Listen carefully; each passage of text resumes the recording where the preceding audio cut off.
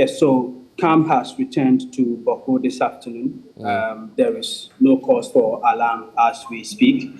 And so people are going about their normal everyday activity at the moment. But let me just quickly report that the Regional Security Council meeting, which was scheduled for this afternoon, has now ended. The Upper East Regional Minister, Stephen Yakubu, has been briefing journalists about the incident that took place yesterday, where the military is being accused of shooting innocent civilians. He tells us that Rexec plans to visit Boko. He says that they haven't yet sent word to them, so he cannot tell us exactly when, but he hopes that that will be done tomorrow. He's also been giving the assurance to families of the people who lost their lives that the security are not in the town to terrorize and harm innocent civilians. One of the key things that came up in that press briefing this afternoon was whether the military denies the accusations that the people in Sogah, where this incident took place, are leveling against them. And he tells us that the security, particularly the military, had their own version of the story. And so he didn't want to go into the details. What he did caution us to be careful about is to ensure that stories of innocent civilians being brutalized don't become the norm. He says that the people have their version of the story. The military denies that they did not deliberately kill these people, but something happened that led to the deaths, which the Regional Security Council will investigate as soon as possible. You were just indicating that the Regional Security Council meeting has wrapped up. What are we likely to see on the ground? Yeah, so the security on the ground, what he says is that they are going to investigate the two sides of the story that are coming as far as the killings yesterday are concerned, because the people insist that these people who were killed were in the garden doing their normal gardening when they were picked up and shot. He says that the military have a different story as to what took place. And so the Regional Security Council will be investigating to know exactly what happened. And so they are assuring the families of the people who lost their lives that they will do everything to make sure they get to the bottom of the matter. He's also sent out his condolences to the bereaved people and saying that his heart goes out to them, and they will do everything that it takes to help them get to the bottom of what took place yesterday. Any sights and sounds from the Member of Parliament? No, the Member of Parliament was not at the scene. We do not know if he is actually in the region at the moment. Nothing has been said of his presence, whether at the Regional Coordinating Council where this regional security meeting took place. We do not also know if he's on the ground in Boko. And so we have not seen him. This meeting was a tight security hierarchy meeting that took place at the office of the regional minister. Grateful that you've been able to give us the latest on this. Albert, sorry, monitoring the latest development in Boko. Now, on to education. It was a sad and tragic end to the lives of 8 school children at Atiga Goma, a small community in the Sena East District of the Sena East District of the Bono region. That's Bono East region. Now, they were amongst 20 children on board a canoe heading for school. As has been the ritual in the community, they have had to cross the Volta Lake to a community to access education due to the unavailability of education infrastructure and facility where they live. The circumstances under which the incident occurred is a subject of police investigations. But this afternoon, we're engaging authorities in the community on the safety of other school children there and measures being put in place to prevent another disaster in the future. Before we do that, though, listen to the Education Minister, Dr. Yao Oseyeduchum, who's been speaking to the issue in this exclusive interview with my colleague Benis Abubedu. We've looked at the community from where the children were traveling and going to another place. We've looked at the numbers and they deserve a school. So next week we'll be beginning a procurement process through the PPA to make sure we can begin construction of a school. Because the numbers that you're giving us is 98 students. There can be a school for them. So it's not about life jackets and all those things. You see, one of the things that we as a nation have not done a better job at is education planning. At this ministry, there's not, now we have it, but there was never a place for somebody who sits down and say that we need to plant a school here, we need to have a school here because of population, and we are mapping it. And now with GPS, we'll be able to map it electronically, to be able to know that Kasua needs more school. This place, based on census data, there has to be a school here. So that is why sometimes I talk about, if you are not careful, you'll be sucked into the symptoms. But the real root cause of most of these things is the fact that we are not planning for education the way other countries have done. Maybe they will say this is also complaining. But what we are doing now is that we have put together, and civil service have given the opportunity to create that planning unit with staff, so that we can begin to say that this community needs a school, and this community must have a school, and then you can target your resources towards that. So this community, based on the number of students who come from there, about 800 people live there. You have 98 students from that community. They more than deserve a school of their own.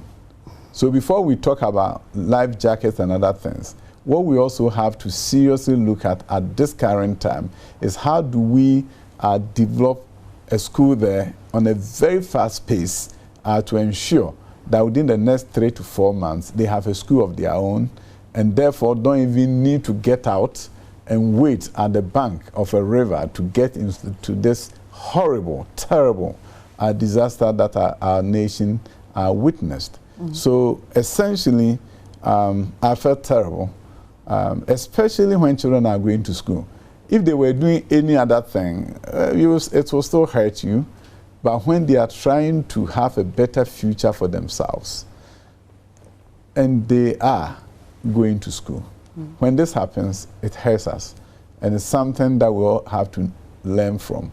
We're also going to have a meeting with district directors in areas like that to begin to look at what our short-term, long-term strategies are so that children don't get into harm's way, are doing the right thing that we expect them to do, that is to go to school. I believe that the lives of these 8 precious children who have lost should not be in vain. If we are able to prevent a future disaster, then even though we've lost them, and may their souls rest in peace, we'll have also vowed to ourselves as a nation that what happened to these children will not happen to any other children.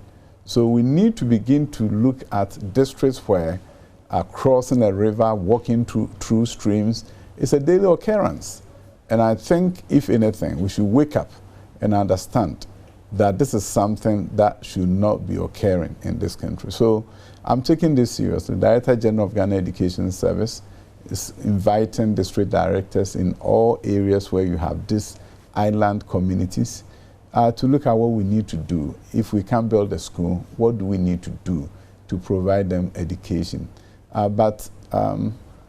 Even if it's a one-room school where you have multiple ages in the same room, it's better to have them in that situation than for them to risk their lives. Well, the children who died were aged between 6 and 11 years. DCE for the area, Kofi Jima, is in the studios with us. He's helping us out with updates on this. It's such a pleasure to be talking to you, sir. Welcome to the Pulse. You've heard from the Sector Minister, Dr. Yaose Duchum. I'm just wondering what's going through your mind now, getting that assurance coming through from the Sector Minister. All right, thank you very much. I want to use this opportunity to extend my condolences to the family, the entire district, and the country as a whole. I also want to mention that the man who tried crossing the children, it wasn't deliberate. That is the usual thing that the family and people of Atiga government had been doing to support the children. Unfortunately, this incident happened. I think we have a traditional issue, and then we have the normal issue that we find ourselves. Right. According to the traditionalists, in fact, where the incident happened, I went there and with my team that has to do with the education directorate, health directorate, police, and then other officers. Yeah. Then the second day, we went with the regional minister and his team. And then the third day, we went there with the regional director of education with his team. And so upon getting there, Nananum were to purify the water. When you get to Sene East, we have the river covering in a U shape of Sene East. So we share a boundary where the incident happened. We share a boundary with Sechapam Plain East and the Sechapam Plain West. Then we share a boundary with the Hotel region, that is Dambai, in the east. Then side of the east, we share a boundary with Krachi West. Then part of the northeast, we share a boundary with Krachi Chumbru. Then the west part, we share a boundary with Pro East, that's Yeji. Then we also share a major boundary at west with Sunny West. So this is largely a riverine. So wherever you go, when you enter the desert, wherever you go, left and right and back, you come across the river Sunny, joining the Lake Volta. For how long has this problem persisted? Oh, this has been the first time that it has happened. It has not been regular. This is an incident. That was what I was saying, that it has to do with transitional issues. Because when we got there, we were told that a man was drowned in the water, and they're supposed to have informed the Nananum to purify the water. They didn't do it. So when this incident happened, then they informed Nananum that this was the incident that had happened, and that we need to purify the water, of which Nananum together with us, and then they did it. So it tells us that we should not forget that we are in Africa, and their beliefs are so... Okay, so what you're introducing now is the spiritual element to the conversation surrounding this. The fact that these traditionalists believe, well, the children were paying a price for something the elders failed to do. That's what I would say, that it's so mysterious. So when we look at where the incident happened, when it dries, the children can walk. They usually walk to the school. But because it's flooded, that is why they cross. And that place is between 5 and 10 minutes, then you cross. Then the child will decide, oh, whilst crossing, let me fetch water and drink. So they drink that water? Yes, that is the water they drink. Really? We're all drinking that water. You drink that too? I drink that water. I drink that water. It's only that the incident happened. It's a very large river. And that water, it runs through every day and night. It runs through every day and night. From the personal accounts you're hearing, of course, you're in charge of the dissect in the area, so you have some security intel on what may have led to the death of the students or the pupils involved here. Were you told that it was the case they were trying to fetch some water when they were crossing, a reason for which that happened? Yes, when we got there, we met the children who survived, and then we met the man whose attempt crossing them, an incident happened. So it was then that we realized that, oh, one of the children decided to fetch water, and then the boat 10. We have the largest boat, then we have the small type, of which we usually call it private. So this was the one that they were about crossing, and the incident happened. So that is how it... Okay. What provisions, because you are DC for the area, you know that this is a perennial challenge for not just these students who are perishing now, but all other students who go to school. So I'm sure that your attention was drawn to how students traverse and what measures, I'm just wondering what measures you had instituted in the past to be at least taking these young ones to school, knowing that they have to go through the dangers of crossing the river. What measures were you formulating at the time before this sad incident occurred? Yeah, before this incident, we knew that our parents, our mothers and individuals always cross the river. So the assembly procured 200 life jackets, and then we share among the boat owners that we have. 200? 200. Okay. Then we share among the individuals who has boats and they use it. But what we got to know is that some of the people don't use it at all. So we had a situation where marine police and then this had trained some of our people who we call them the Zoel through this. You know, we had an agreement with the Zoom Lion, and so they always come in partnership with the assembly to train those people. So we had trained them, and unfortunately, as well, we couldn't have them in all villages where we have the islands. So that's what we'll be looking at, if there's a need for us to also train people around the lake so that this incident will be prevented. How did you distribute the 200 life jackets? Were they given to individuals, or they were supposed to be given to the, is it the taxi boats, if you want to call them as such, so that they, once you want to cross, you're giving a life jacket? We have a major crossing area that has to do with therefore Bato to Karachi. Okay. That's the main crossing point. The other ones are maybe those who cross from Tatu, maybe Old Mine, Uhiansuma, and thereabout to Kwame Nkrumah and thereabout. And then there are others too who are also crossing from Asuso to Karachi Chumbru, to Kenya to Karachi Chumbru. So we have a lot of them. So we were able to invite the boat owners. So we used the boat owners and then we gave it to them. So we invited them at a point, that is there for battle, and then we share it to all of them.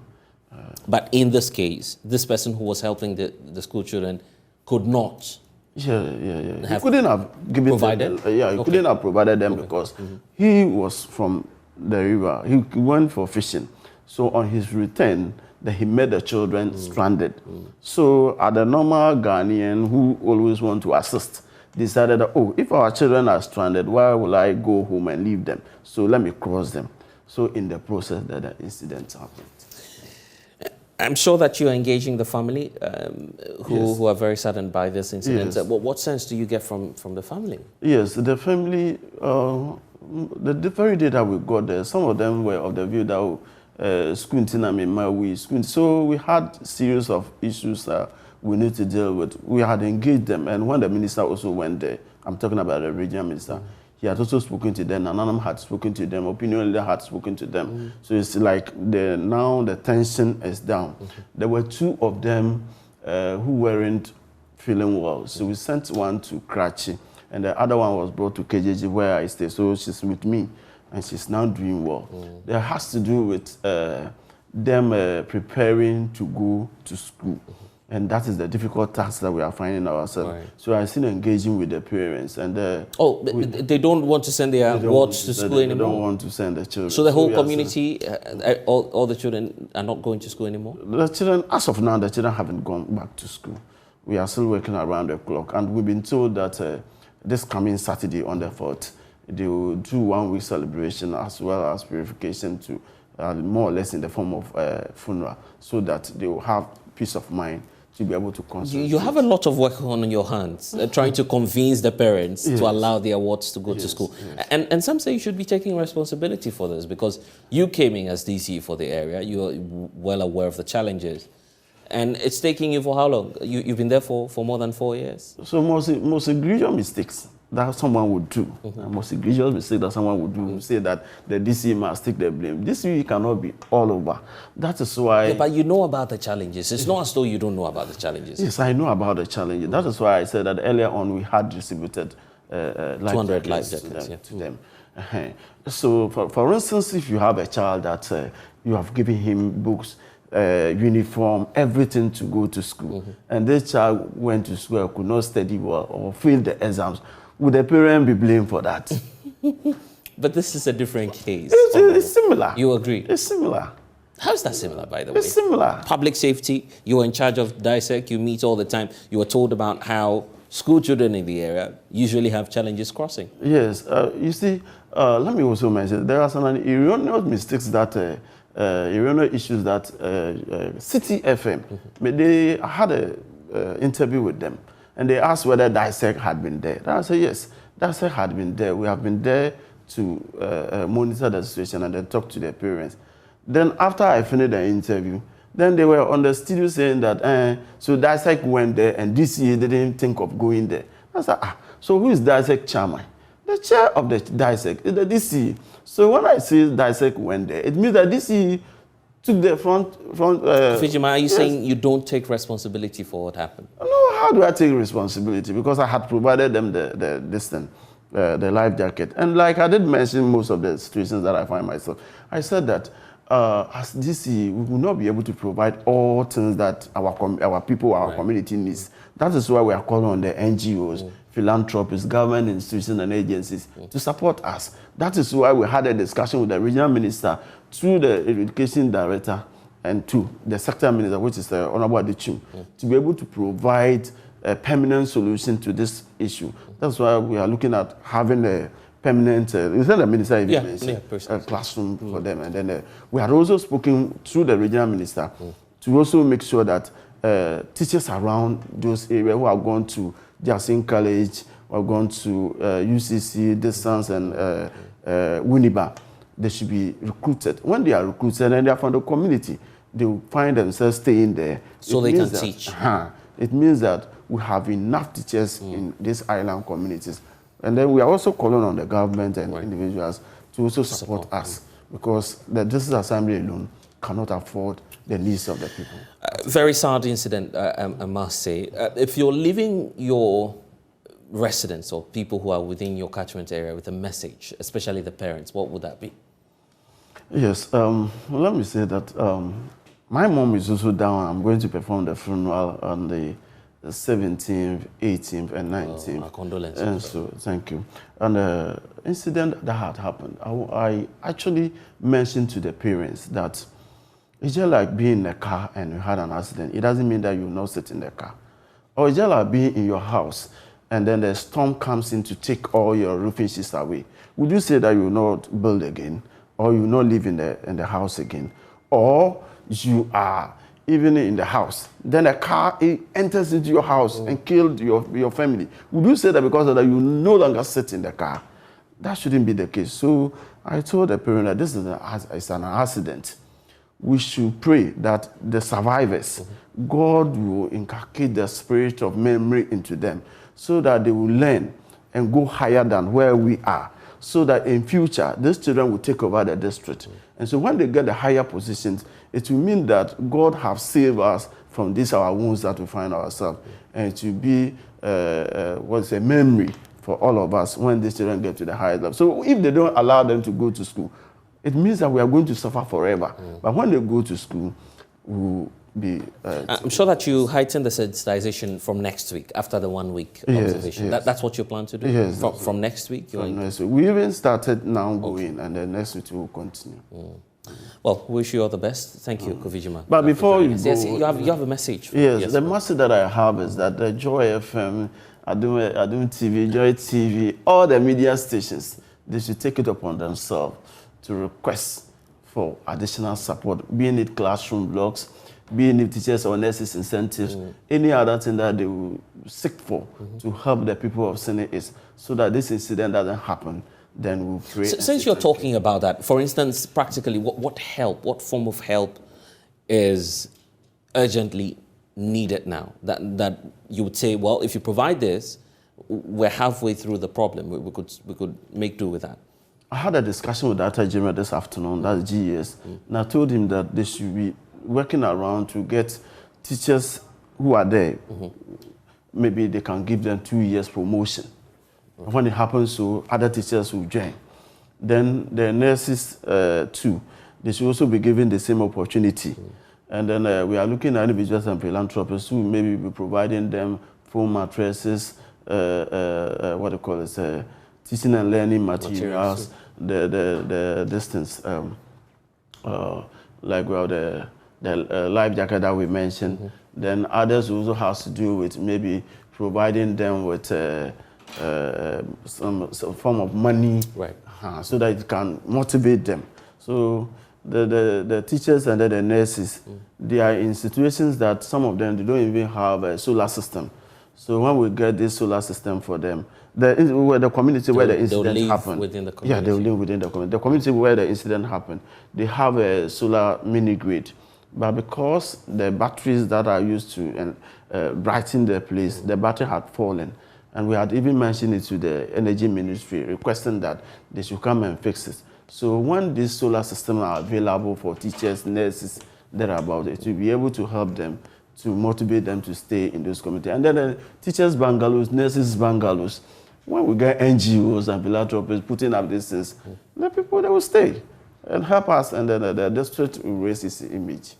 I see how passionate you are about the district. I hope that a lot of help will come through. Kovijama, I'm grateful that you've been able to join us here on The Pulse. Yeah. Thank you. Well, we stay on education because the Education Ministry is this afternoon dispatching more than 5,000 school furniture to the Pandai district of the northern region. It is the first consignment and will be distributed to 85 schools in the district. It follows part 2 of JoyNews' feature series titled Ghana Schools of Shame.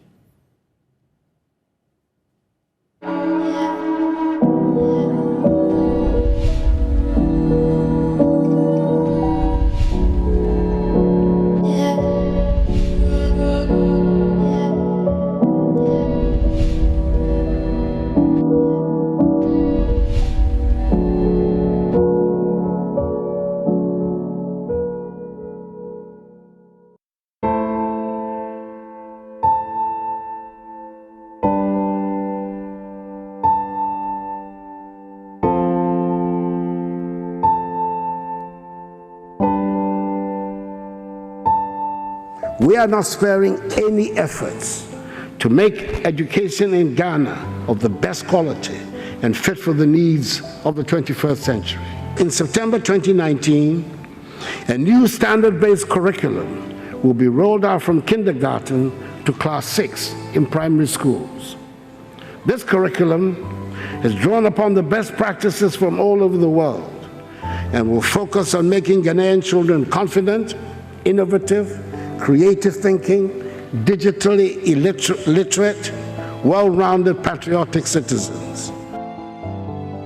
That statement was made on 20th February 2019, 3 years after the introduction of the new curriculum. Many basic schools operated without textbooks. Many education stakeholders expressed concerns about no textbooks in the classrooms. The Education Minister, Dr. Yao Osei Educhum, was compelled to answer questions in Parliament on why the textbooks had delayed.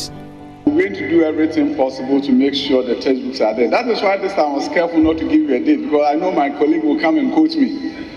But all that I can assure you of is that we're at a critical stage where the quality assurance is being done so that I don't have a situation where some T's are not crossed and I's are not dotted to get into trouble with my honorable colleague. So, Mr. Speaker, all that I can say is that the final stage is what we have done now, quality assurance, and our textbooks are going to be available in the classroom. In July 2022, the government printed and supplied textbooks to schools.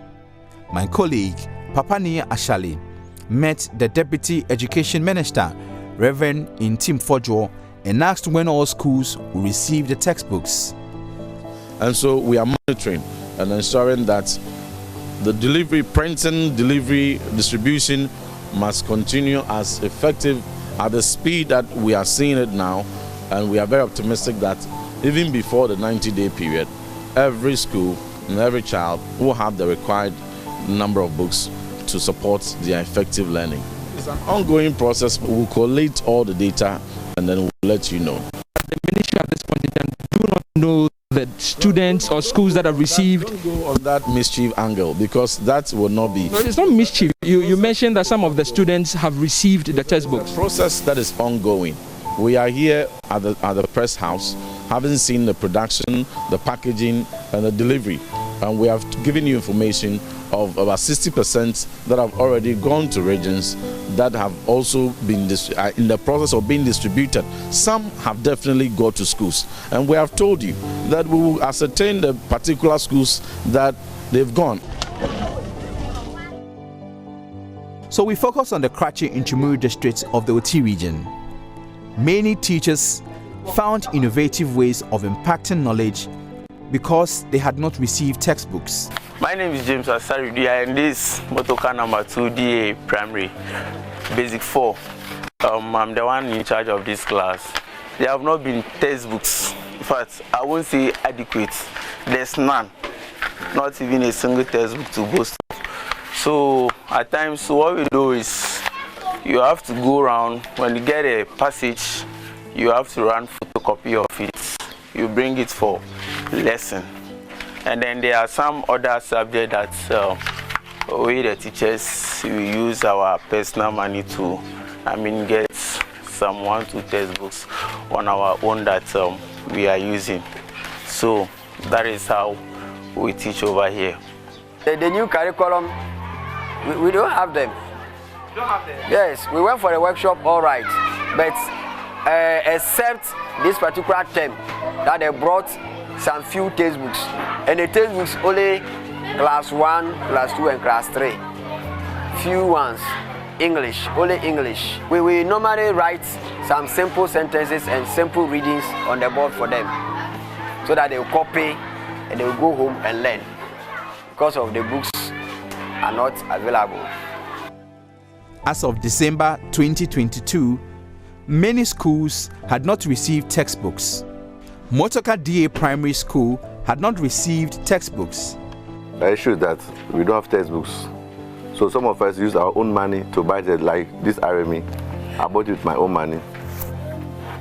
Science with my own money. And the ones I can afford is what I bought. Or maybe you go to the other school and go and borrow books from the other school and come and teach them after that send it back. We lack books. Subjects that we don't have books. We lack maths books, we lack science books, we lack social and other people, we lack history. In fact, basically we lack all books. I'm Benny Stogbe, a class 3 teacher, and this is our class. About the textbooks, we don't even have a single of them. That's the new curriculum textbook. So I bought a golden textbook, that golden English, golden Sahara. It's drawn like according to the new curriculum, so that is what I am using small. I just bought single of them, so I use them alone. They don't have some to use. We are pleading with the government to provide us with a sparing any efforts to make education in Ghana of the best quality and fit for the needs of the 21st century. Poverty should not be an excuse for any Ghanaian child not to reach their full potential. The subjects and the what? The dates, okay?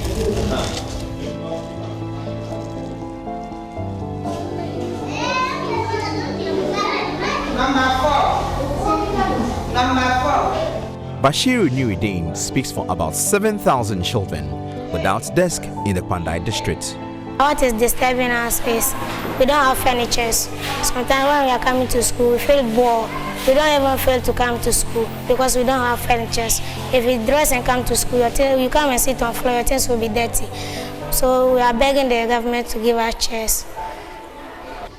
Every morning, these children carry stools and plastic chairs on their heads and head to school.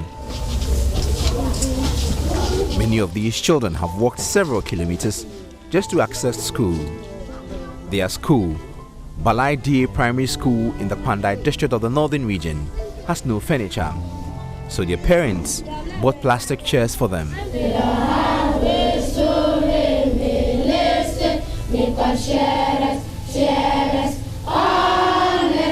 Today is very important to these pupils. They have to write the end of their third term examinations. This examination is critical for them as it will determine whether they will be promoted to the next class or not. To avoid being late, some ride their bicycles hurriedly to school. Those who are fortunate settle in their chairs, but the majority of them go down on their knees, not as a form of worship, but to write exams.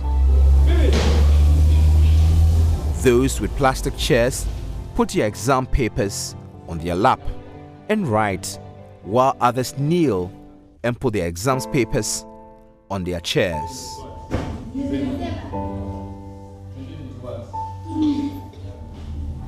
With time, tiredness sets in, and many who were sitting on the bare floor start to kneel.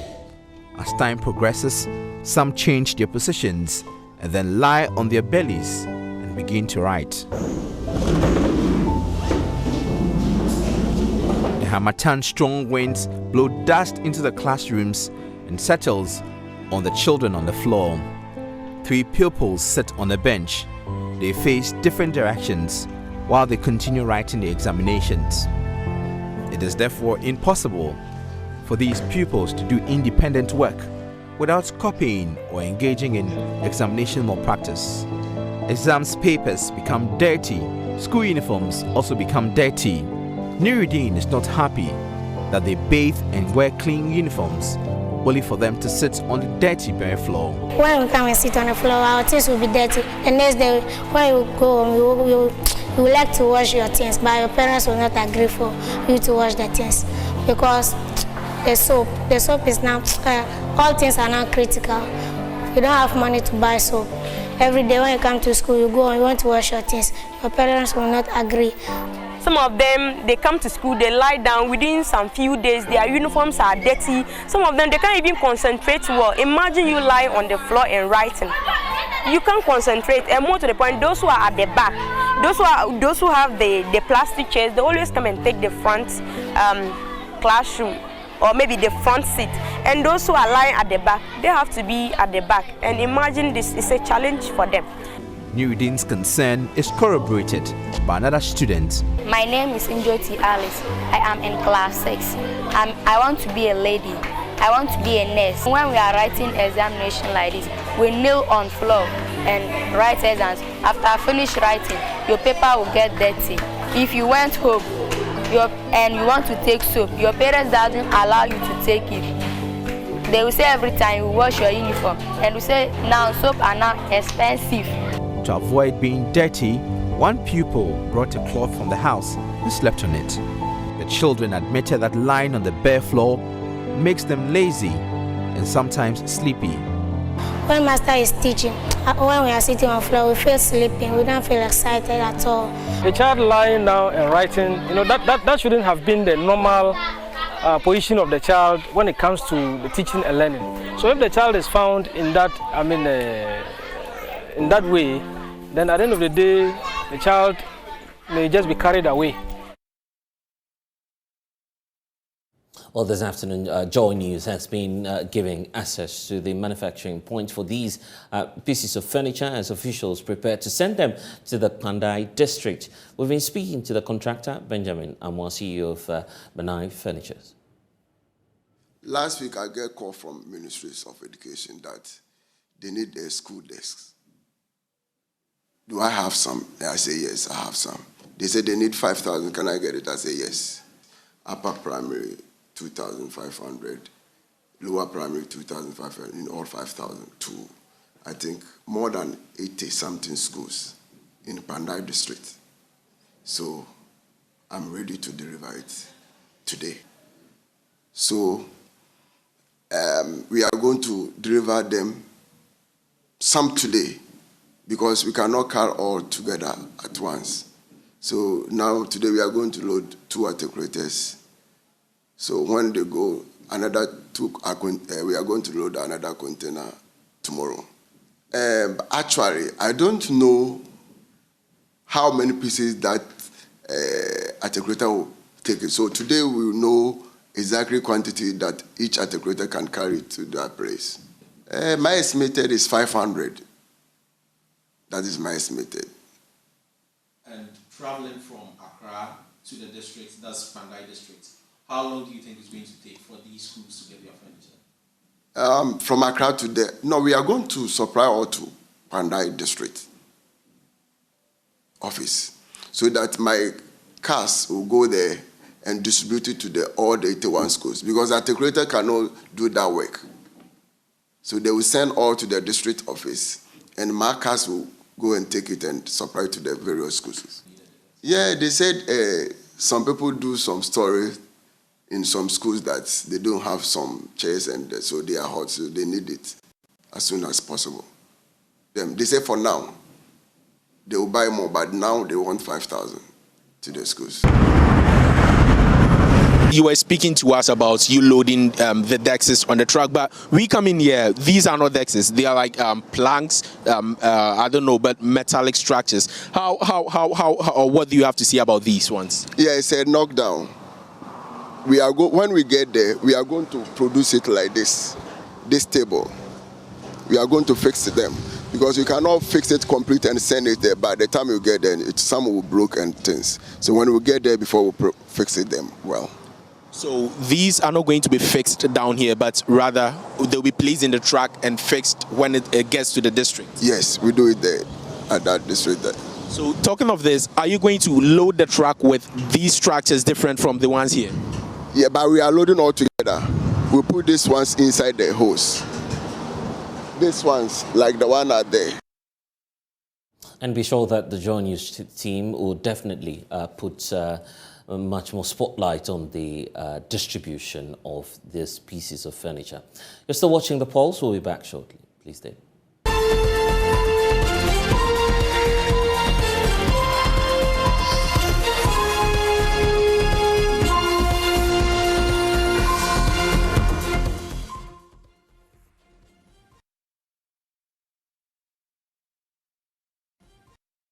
And you're welcome back to The Pulse. So let's take you back to our top story where we're monitoring developments in Boku following clashes that emerged there. There's a statement coming through which I just want to update you on very briefly before we move on. This is a statement from the Ghana Armed Forces sharing their side of the story on claims that some military men shot at least 7 people in the community. The attention of the Ghana Armed Forces has been drawn to allegations by some individuals in Boku that soldiers deployed on Operation Gong to restore calm in the area, killing innocent Kusasi youth and women in their homes and communities. They also allege that the military personnel have seized one of the items belonging to a Kusasi. The Ghana Armed Forces wishes to categorically state that all of these allegations are false and unfounded. Information received from the National Investigations Bureau by the operating team, that of the Ghana Armed Forces earlier this week, indicates that passengers on board yellow Kia Grand Bed bus with registration number AS3672-2021 traveling from Accra to Sogah were attacked by unknown gunmen around one of the communities on the Boku Highway.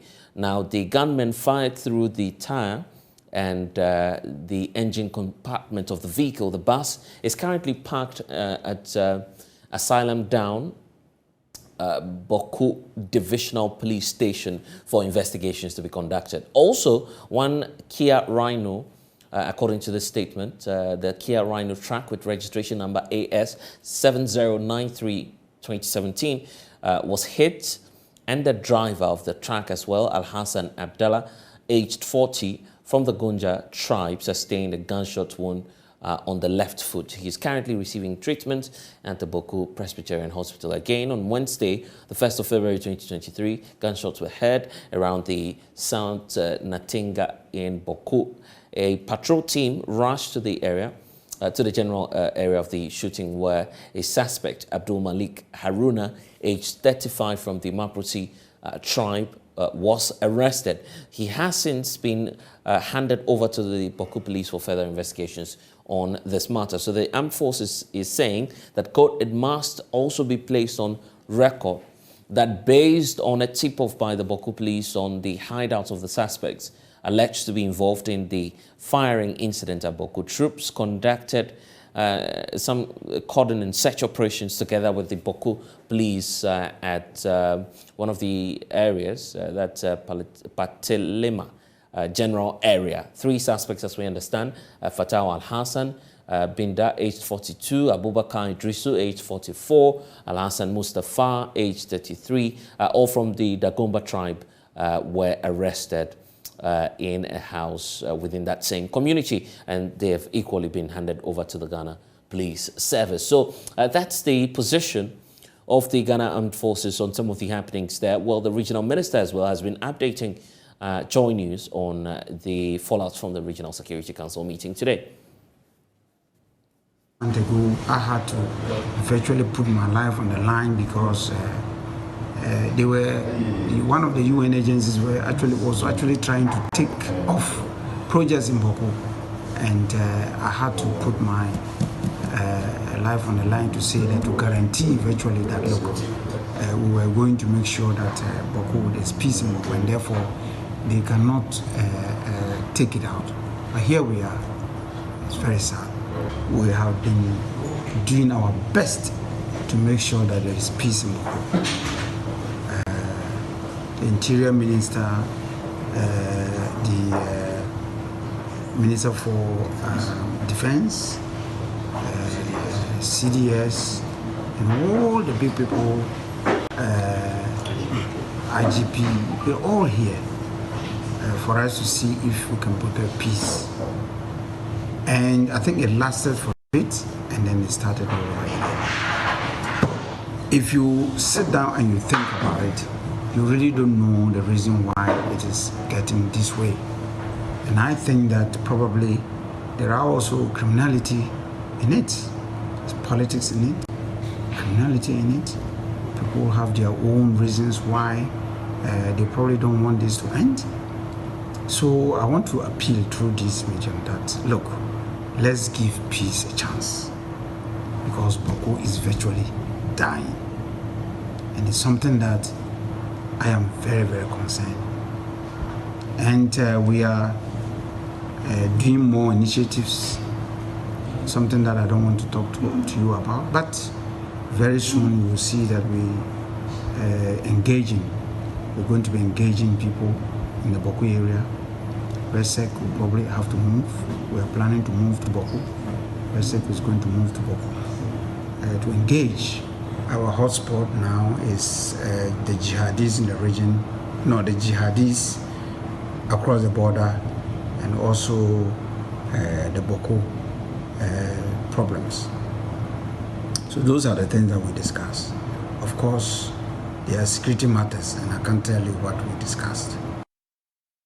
And now the chairperson of the Public Accounts Committee, Dr. James Kluche Aveji, says there's a deliberate practice by some state institutions to falsify and backdate receipts when they are invited to the Public Accounts Committee. Dr. Aveji was commenting on the presentation of some new documents to the committee by the Water and Sanitation Board in the Ahafo region. So he said they backdated the receipts. He spoke the truth. So that tells you how the system works. You see, something that happened in 2019, for which the audit was done in 2020. Now, the receipts was written on 1st February 2023, backdated. And that receipts, if you trace it to the records of that company or enterprise, you won't get it anywhere, recorded in any of their books. So the whole system, it's some way. Come again. Well, if you ask of the date, the backdated dates, probably will be going somewhere else again. So let's end it there.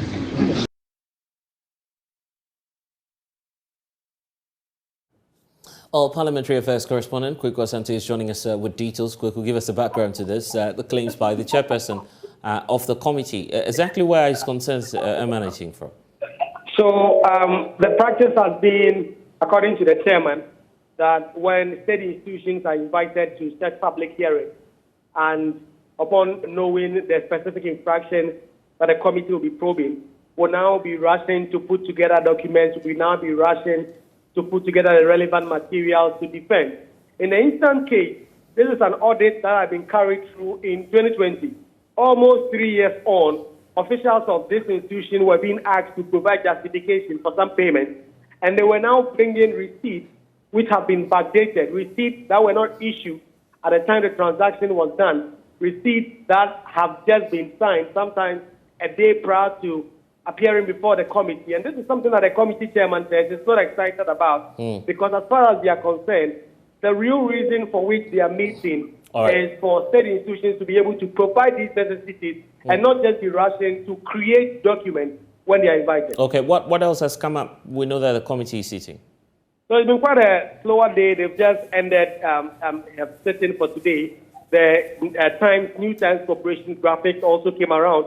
These are state state newspapers, and their concerns are that they are unable to get some support from the state. They are making a lot of losses. Information Minister has been promising that they will be working around that. Kugo Asante, our parliamentary correspondent. Time now for Connect Africa, and today we take you to Nigeria. The country is currently grappling with two major problems: fuel and currency shortages. This has caused some widespread inconvenience for citizens in many parts of the West African nation. The lack of fuel distribution has led to long queues and waiting times at gas stations, leaving many drivers stranded.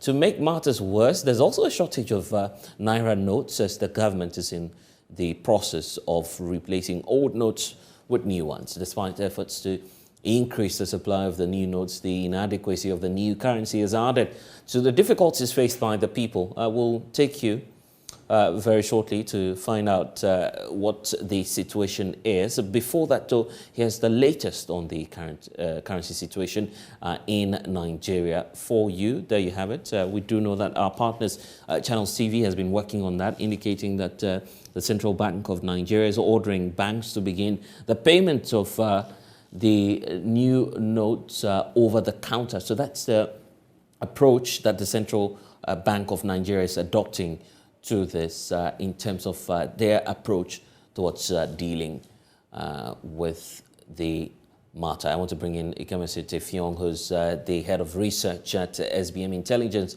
in Nigeria. Well, we're getting to hear of this just, of course, within the very month that many Nigerians will be heading to the polls for the elections. But why are we having these challenges emerge at such a crucial moment for Nigeria?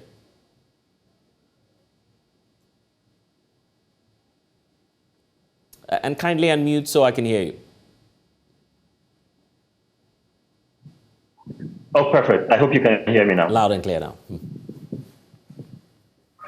Okay, excellent. So to your question, it's really about policy intervention first. Fuel consumption is subsidized in Nigeria. Nigeria is, I think, the third or cheapest place in Africa to get fuel at a pump station. And that has been seen by many Nigerians as sort of the only dividend of being one of the world's largest oil producers, certainly Africa's largest oil producer. But that particular system has continuously shown government finances for quite some time now, but it's come to a head, certainly within the last 2 years, and you have been seeing, rolling queues and fuel shortages all across the country as a result of this, right? There is some bickering between the Nigerian National Petroleum Corporation Limited, which is the state oil company, and right now the sole importer of fuel products into the country, and retail marketers and retail distribution companies which distribute these products right across the country. In terms of how the price of fuel should be set, the government wants to tightly regulate that figure, but the retailers are saying that with infrastructural challenges,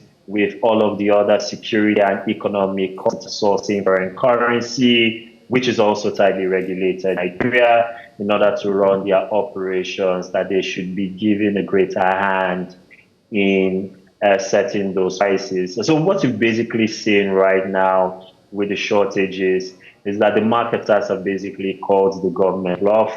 They are selling fuel at a significantly higher rate than the regulated 190 naira to the liter. And that has just different for someone, months. Yeah, and for someone who may not be in Nigeria as we speak, just paint that mental picture. How frustrating is it now to get fuel on the market?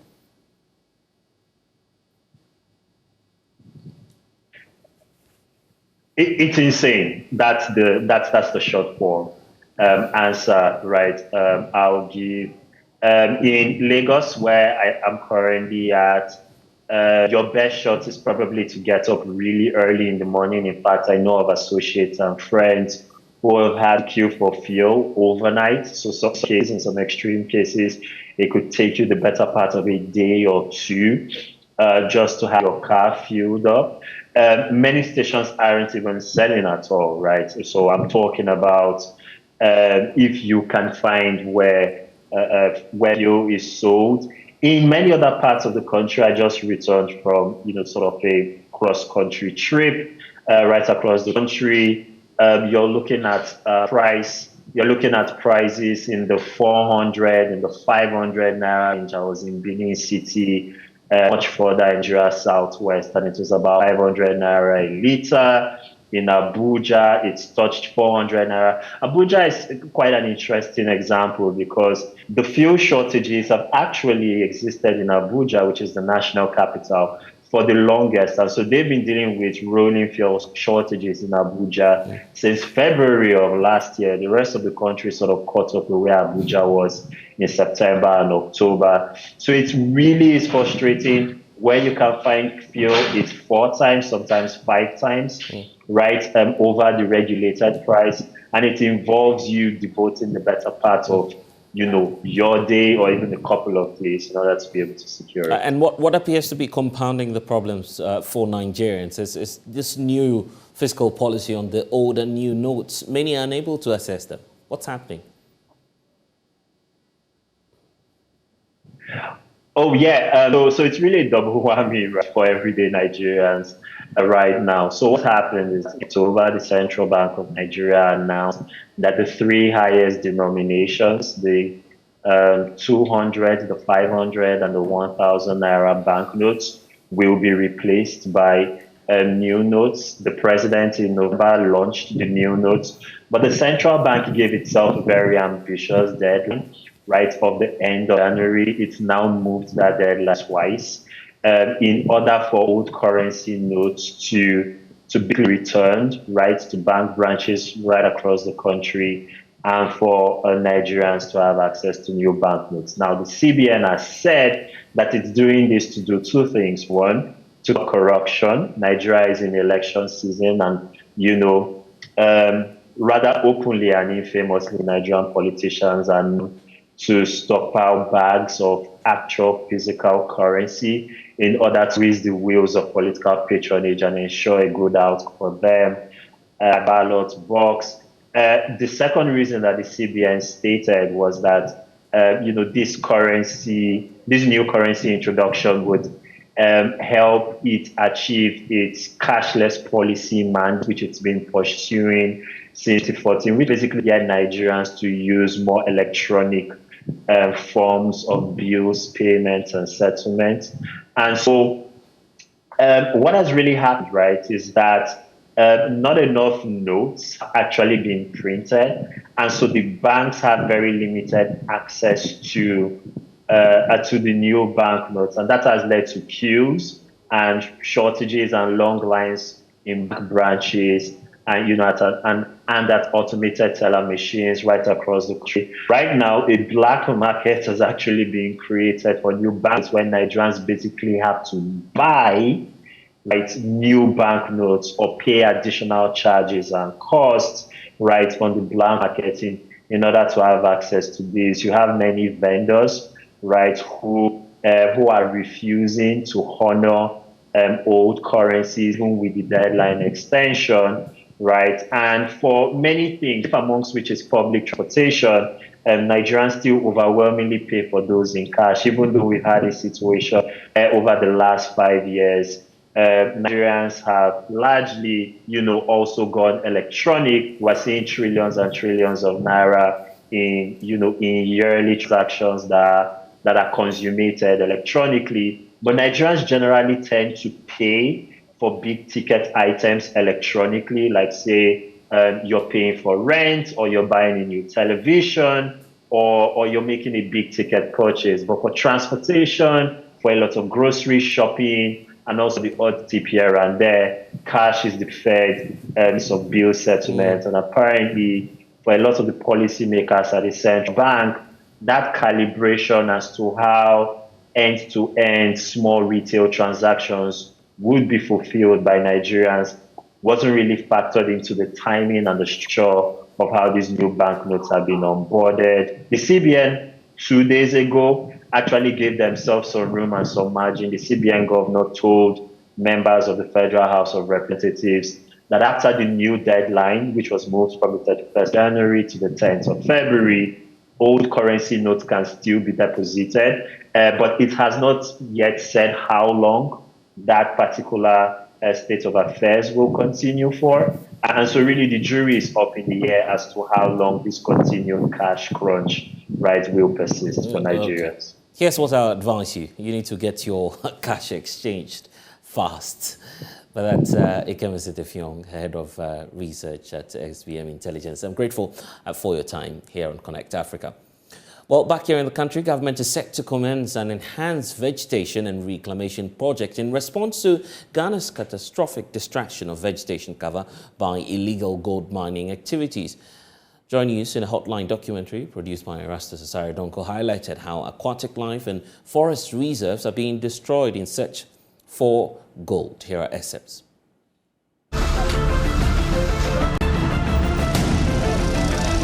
Mining can create jobs. Mining can improve livelihoods. And mining can generate wealth. But it cannot and must not do so at the expense of damaging the very environment that produces the riches. Nobody provides a license for you to mine in a water body. It doesn't happen in Ghana. When I see these things, I ask myself, who are behind this? I can't buy excavator, but the ministers and the MPs, you can do that.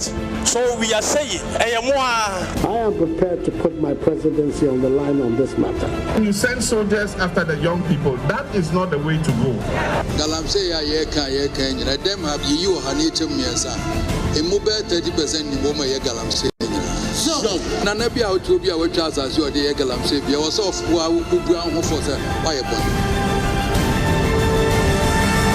Destruction for gold.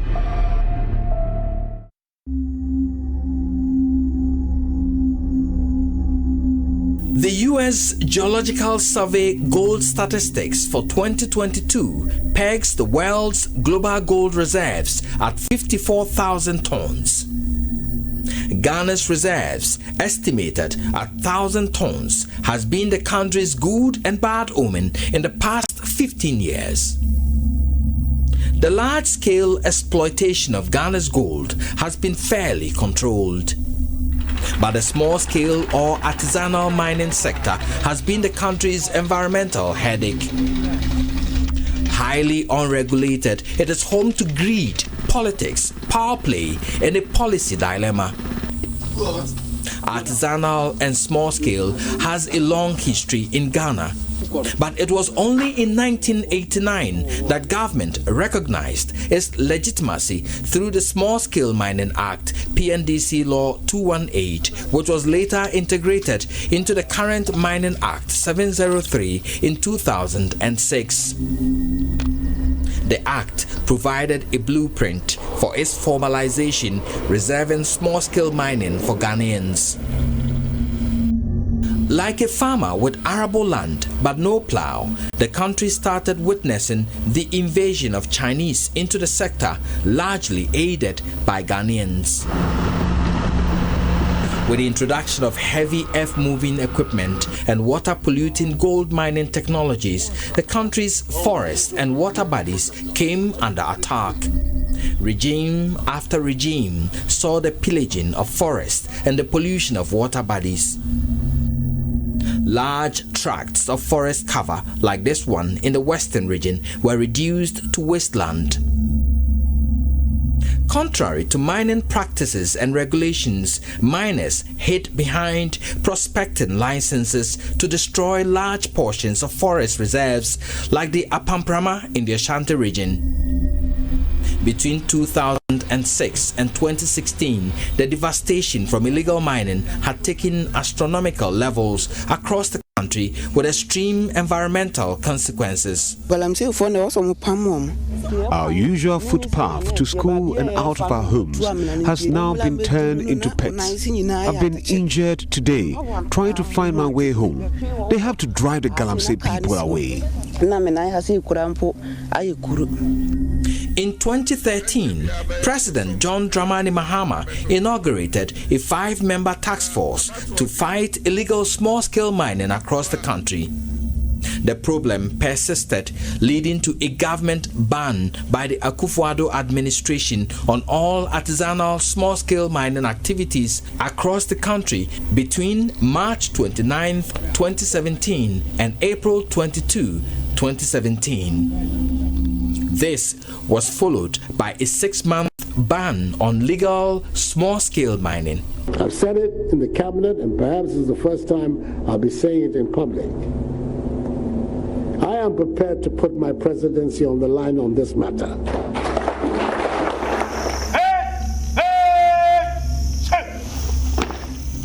A military and police task force codenamed Operation Vanguard was formed mid-2017 to enforce the ban and eliminate illegal mining.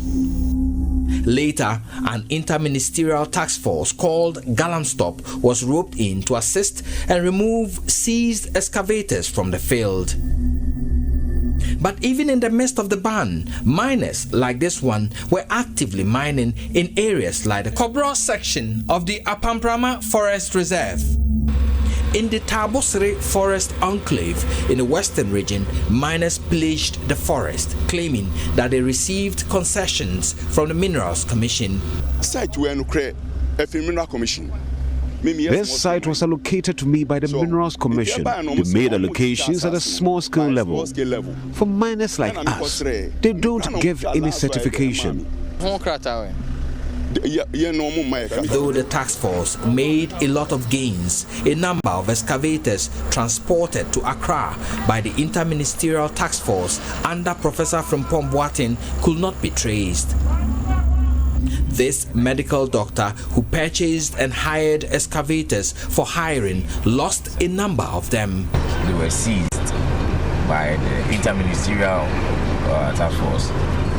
So I came to Accra to find out if the machines were really here. So when I came upon my search, I found out that 2 were at industrial area. So I went back to prepare myself and come for them, follow the procedure and come for them. So when I got back, I decided to check on them again. I found out that one of them was not around, was missing. Perhaps the account of this low-loader truck driver hired to move some of the excavators gives an inkling of what happened to the missing excavators.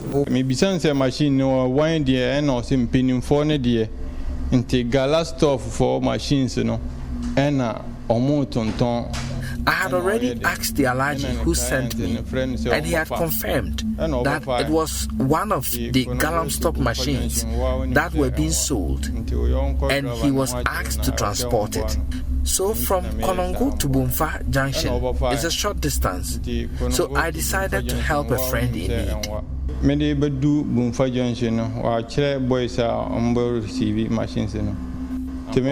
When I reached Bumfa Junction, he had told me a group of boys will receive the machine. Truly, I met them and they received the machine. Soon as they took the machine, a Land Cruiser vehicle came to the scene and took the money. Well, excerpts of Distraction for Gold by Erastus Asari Dunkel. But following these revelations, government was, questioned on how it intends to repair the damages in the face of setbacks on putting a complete halt on activities of illegal miners. Well, I caught up earlier today with Dr. John Kruger, who's the National Coordinator for the Ghana Landscape Restoration and Small-Scale Industry, who revealed to me plans to restore 5,000 hectares of land in a period of 2 years. The president was right. The minister, the Honorable Minister for Lands and Natural Resources, the Honorable Samuel Abu-Jinapo, has been very clear on that. There are still challenges, and almost every country that is blessed with natural resources will have to grapple with that. I mean, the reason is very simple. If you look at gold, look at all the other minerals. You dig a hole behind your backyard, you fetch something. I tell you what happened when I went home to my village, and my village house happened to be sitting on gold. So my senior brother, who doesn't have any knowledge in gold or is not even into galamsey, but because they are digging in the backyard, he went there and they were doing and throwing the tailings away, and he was fetching that one. Then he took it to where they are grinding and things. Then in the process, they told him that he has 1,000 Ghana cedis. Whoa. He was like, this is impossible. I mean, what did I do? I just went fetching what they were throwing away. Right. What is the meaning of this? And that is the power of natural resources, mineral resources. And so in a world where, because of global geopolitics, we found ourselves going through economic difficulties, and this is not limited to Ghana. I mean, you would realize that the same issues we are dealing with, we say galamsey, they say zama, these people say prospectors. We all have to grapple with that. And the real question is, what is government doing, to deal with it? I think that is the most important question. Right. And besides what you see every day, and you media people, if it is not bleeding, it's not news. So what you know is when an excavator is being bent, or then you say that government is fighting illegal mining. But a project like this one, the Ghana Landscape Restoration and Small-Scale Mining Project, supported by the World Bank, is working closely on another arm of what you media people may not see, and that is institutional strengthening, legal and policy framework, asking the bigger question, why is galamsey continue to be a problem? Right. Taking all the lessons of fighting galamsey in the past, which is one of the reasons why the call to ban small-scale mining has not been heeded to by government, because the current government is not in the business of just repeating what has been shown not to work. We banned mining before when His Excellency Nana Addo took over office. Small-scale mining was banned for 1 year. From March 2017 till December 2018, it was banned. We are where we are. We're still talking about it. So if somebody is calling for another ban without looking into the data, without looking into the dynamics, and finding a more sustainable solution to the problem, we will ban it and then we'll come back to it. Okay, so since you're partnering the World Bank on this journey, I'm sure that you've made some reflections over the years. Yes. What was the biggest challenge identified, and how are you working differently now just to tackle that problem? Well, I think the biggest challenge is that there is no easy alternative to gold mining. So, because in the past, what has always happened is an attempt to put in place an alternative with the hope that the people in the galamsey business will stop what they are doing and go. Again, let me cite my own village house. There's a small boy who's in primary school. I went home and he said that, yeah, he found a stone at the backyard and he got 900 Ghana cedis. He's in primary 3. He got 900 Ghana cedis. I just remember my time as somebody in primary 3, whether I could even get access to 50 pesos to call it my own. Yeah. And this boy had 900 Ghana cedis. So the biggest challenge is there is no an easy alternative. And that is the reason why government has taken the approach that just taking the cane and going around and beating people that they should stop will not work, because there's no easy alternative. And one of the key policy intervention is the community mining scheme. The reason why it is called a community mining scheme is because government wants communities to own the process. Okay, so what you are doing is illegal.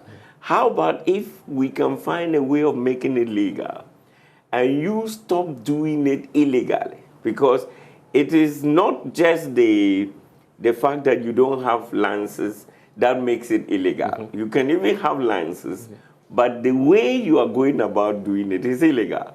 You are not doing it according to what the EPA, the Environmental Protection Agency, has instructed you to do. You are not doing it according to what the Minerals Commission has provided the protocol and guidelines on how to do it. Anytime you are out of this, you are illegal. So it's not just the question of you don't have a license. Right. And so government says, that, okay, how about if we can make it legal? We're not taking it away from you. We're not telling you, driving you away, because that is where your livelihood depends on. But how about shifting you from being illegal to being legal? And that is one of the reasons why this project, one of the key interventions, is to conduct geological investigation, to provide mineable lands. Don't forget that one of the reasons why you see all the dark out areas going around is because, and that is why I like what the Australians call it, prospectors, because they are doing prospecting. And when you are doing prospecting, there is a chance that you just go digging, looking for the mineral. If you don't find it, you do not have any motivation to protect that land, they just to leave reclaim that and go. They just leave the land. Because you have spent some energy in digging and maybe you spend some resources. You got nothing.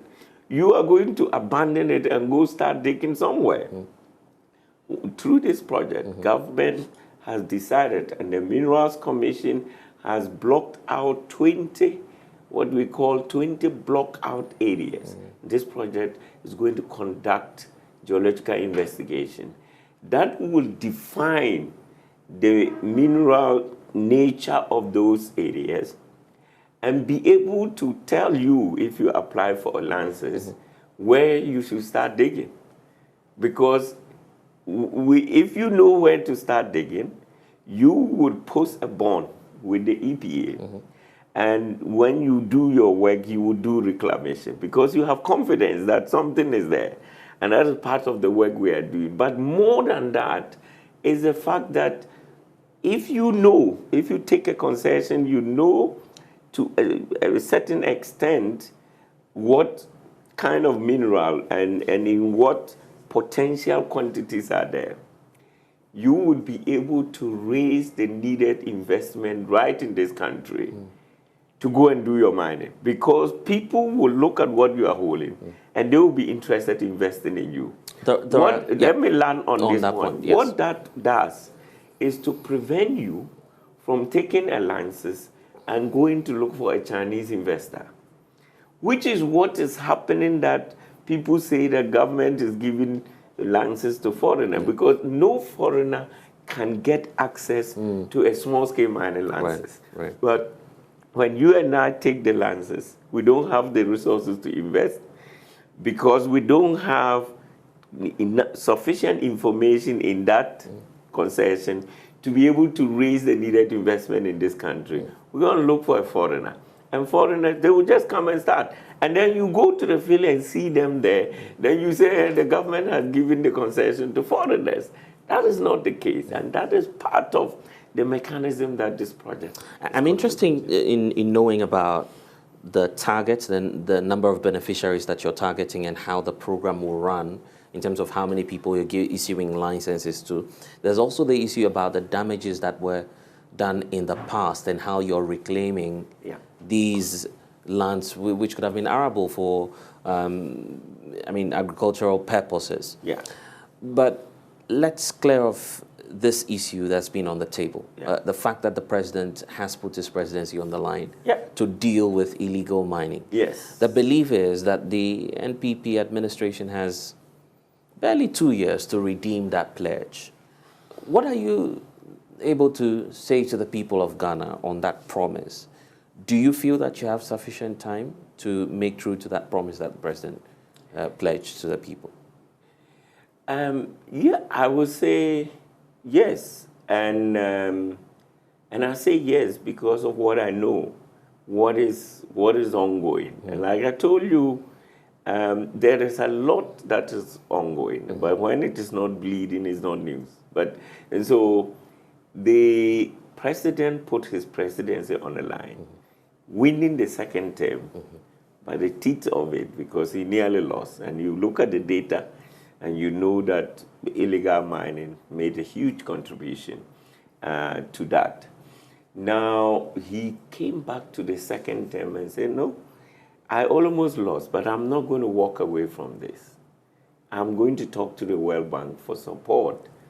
I am going to put in new measures and new interventions to deal with this matter.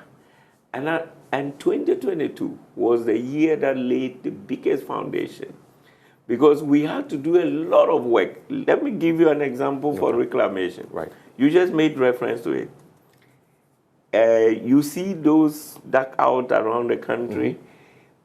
If it was just to do something to please, for political reasons and say that, oh, see what we are doing, by now probably all those pits would have been covered. However, we were given the directive that, number one, they don't want us to go and reclaim land, and tomorrow the same land has been turned over again. So we must be able to define that it is a mine out area. That's a technical term. That means that it is barren, it's empty. And there's no more interest. There's no more interest. That is not an easy thing to do, but that is the task we have been given to do. So we must make sure that it is defined as mine out. If it is not defined as mine out, we must be able to measure the remaining mineral content and give it out for community mining with the hope that it will either be mined out completely or they would do reclamation as part of the mining, In that regard, so how many mines, illegal pits, if we should be referring to them as such, have been closed or reclaimed per the task that you've been given? Very good question. At the moment, we are working on some 5,000 hectares. But they are not closed yet because we have to ask and answer all the questions. In this country, we have a complicated land tenure system. So somebody owns that land. We need to know whether you gave that land out for that mining to have happened or this was taken by force. When we reclaim it, where should it go? Should it come back to you? Or to the state? Or to the state. Those kind of questions are not easy to answer. Right. But we have been asked to answer them before we start filling, because when we finish filling the pit, we are going to do revegetation. In fact, that's another component to the project. That's another component of it. Okay. And that is where anytime you hear about reclamation activity being a form of a job creation, It is actually the revegetation component that brings about the economic activity. Because if you are just going to fill a pit, you don't need so many people. You would need maybe some machines and then few people operating them.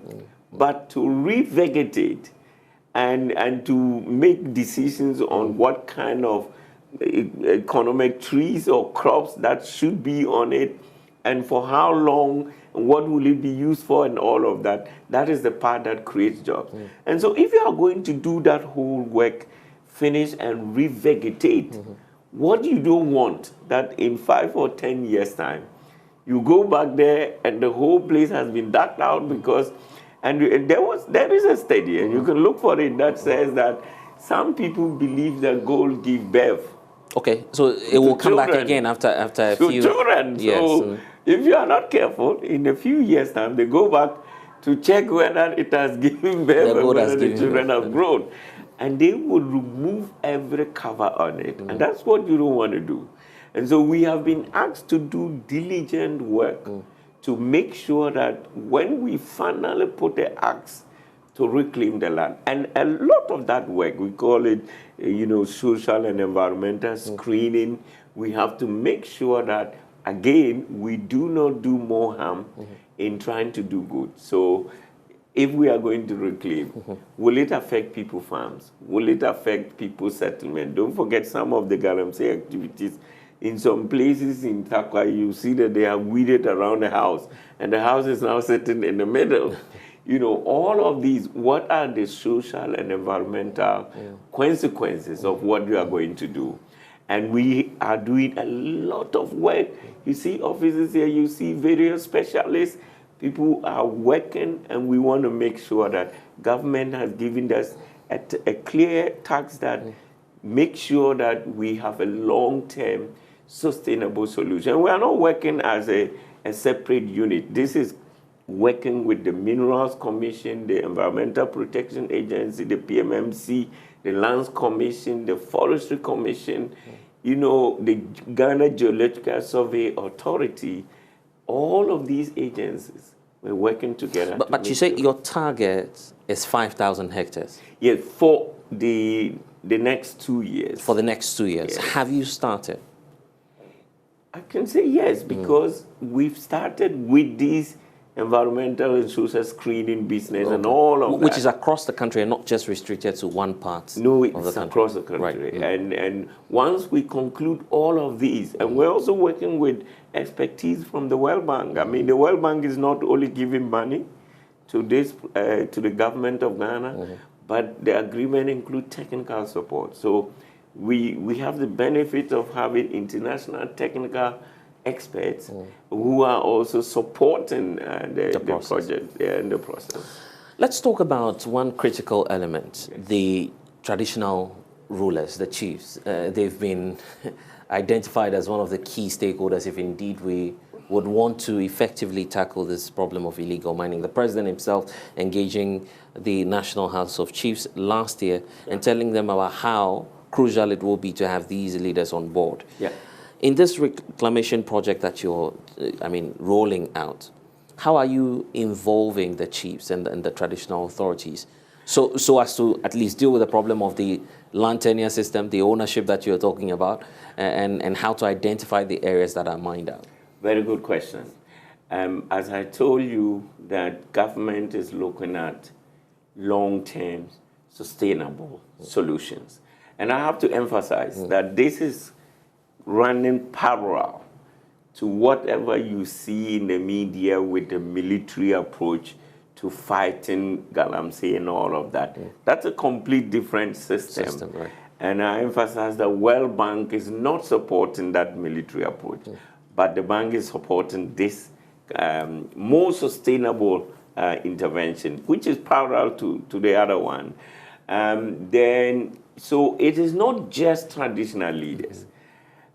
We are looking at governance at the local level. That's what this project calls it. Governance at the local level. It is not only the traditional leader who's the most important at the local level, it is also the district chief executive, who is the president representative. at that level. It is also the district assembly, the players within the district assembly. They are all important at that level.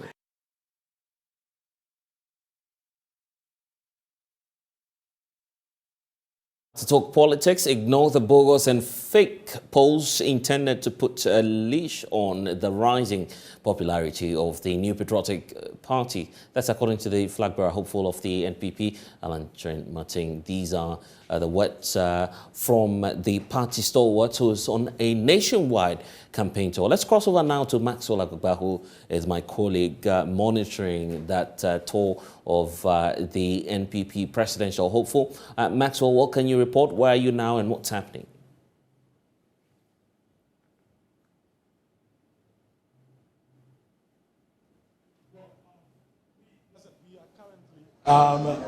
In the Bono region, I'm here at Sunyani, where Alan Tremantin has been meeting with some officials, of the party, some regional and constituency executives of the NPP. As you can see, one of the meetings just ended, and we have quite a number of people who were in that meeting, coming down here. But his first port of call today was at the Sunyani Traditional Council, where he paid a courtesy call on the Sunyani Traditional Council. There, something interesting happened. The Akwemuhene of the Sunyani Traditional Council publicly endorsed Alan Tremantin. He said, in his own words, he said, he's the man to make history. He's the primus inter pares. That is the first among equals. And that was done publicly. Many people who were there at the Sunyani Traditional Council were a bit surprised because they are not really used to achieve publicly, endorsing, a political, hopeful candidate or an aspirant, in an election. Right after that visit to the Sunyani Traditional Council, he came here to meet some of the party executives here. And like I mentioned earlier, that interaction has ended. We have quite a number of them also coming out. But earlier today, like you mentioned, the campaign has been reacting to some polls and surveys out there, projecting some other candidates as the winners, as the possible winners of the NPP presidential primaries. They specifically responded to one that projected the Vice President, Dr. Mahmoud Bawumia, as the winner of the NPP presidential primaries. That's going to happen, we are told, sometime later this year. They say that that poll is fake. They say that that poll is bogus because they have been doing their own investigation. And the investigation that they did actually led them to leads where they say that some young men, women, they said they didn't find any contact actually to the organization that did the polls. They said these are people who are hidden in their office somewhere in Leeds, where they basically did the research there without any evidence. But I have with me here the communications, the spokesperson for the Alan Tremantin campaign, Yaobo Abena, somewhere here with me to respond to that poll that I was talking about. You're welcome to join us. Thank you. Yeah. Earlier we were talking about that poll that you described as fake. You still stand by? Of course I do. It's obviously fake. The metrics are poor, and now we've been. In fact, the very first day we heard about that poll was Monday. Okay. We were on our way to Kumasi when they released it in an attempt to preempt the movement in Kumasi, because the Kumasi movement was momentous, it was heavy, and they thought they could use the poll to undermine the movement. When they released it, I said there and then that it should be dumped in a rubbish bin. Not even in the bin, it will contaminate the bin, on the lid of the bin, so it doesn't contaminate the rubbish. It was pure rubbish. Now, it's being found out that it is fake. If you are going to do something that's fake, to influence the Ghanaian political process, then do something that is reasonably, credibly fake. Don't do something this, it's taking us for granted. What has been done takes us for granted. That you are assuming you can manipulate the Ghanaian voter through means other than orthodox, through means other than fairly political, through means that are deceptive, through means that don't show who you are, actually shows that you are mendacious, you are a liar. We want people of integrity. We don't want liars in this process. Whoever was responsible for that poll has besmirched the name, character, and personality of whoever he did it on behalf of, whoever he thought he was favoring. And that person should disown this poll. Okay, so that polls actually projected that the Vice President, Dr. Mahmoud Bawumia, was going to win the election. So are you saying he should dissociate himself from this? If he does it, he will suffer a major credibility deficit. And this is free advice.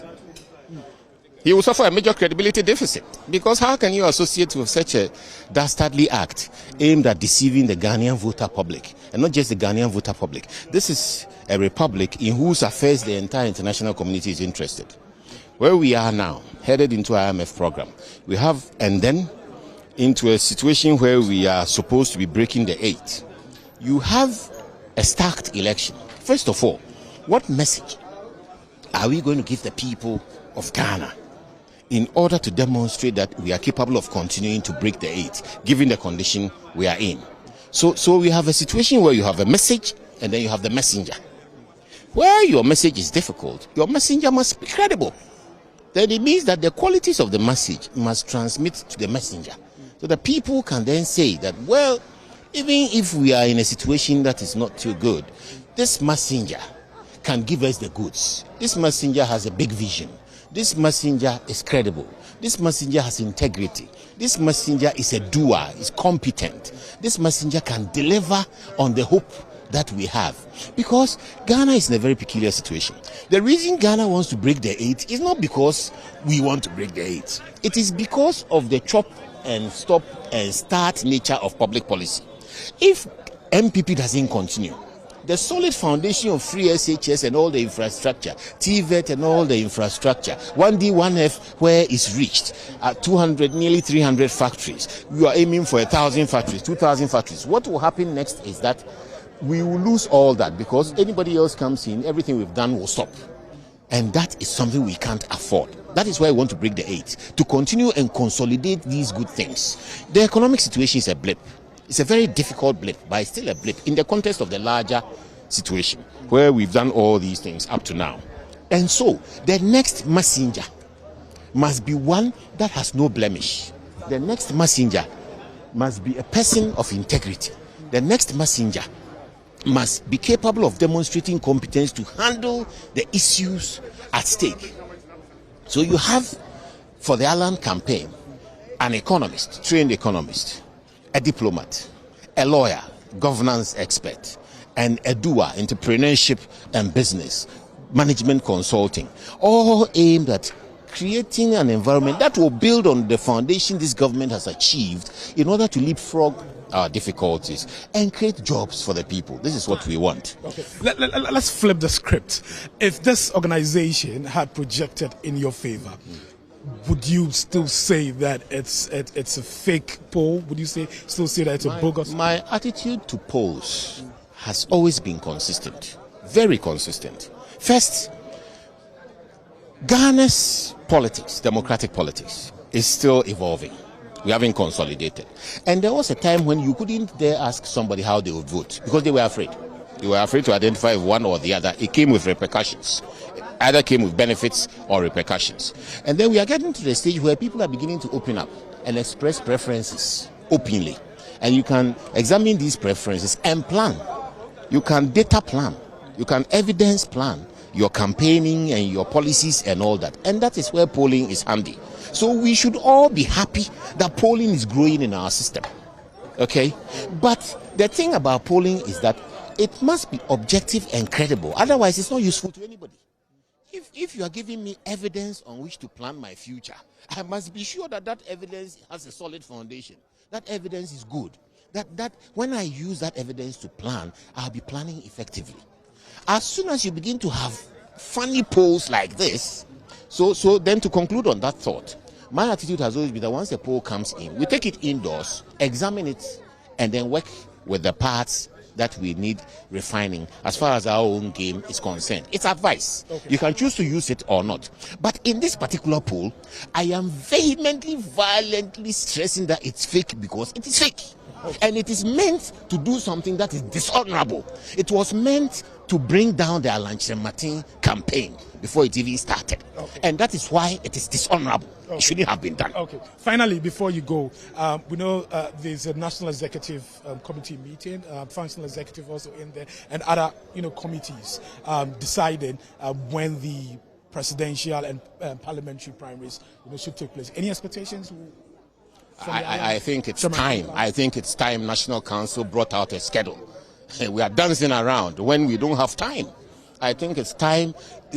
Otherwise, they will lose control. Otherwise, they will lose moral authority to manage this process. It is a process that must happen. So what are we waiting for? What are we waiting for? We all believe in the rules. We all believe that it must be a managed process. That's why we all subscribe, and we have been all careful. We've been careful for a long time. I was part of the executive which developed the initial rules and regulations, if you recall, which were published before the Congress of 21. Because even then, people had started and were going on. So, in my view, we've exhausted the space for restraint.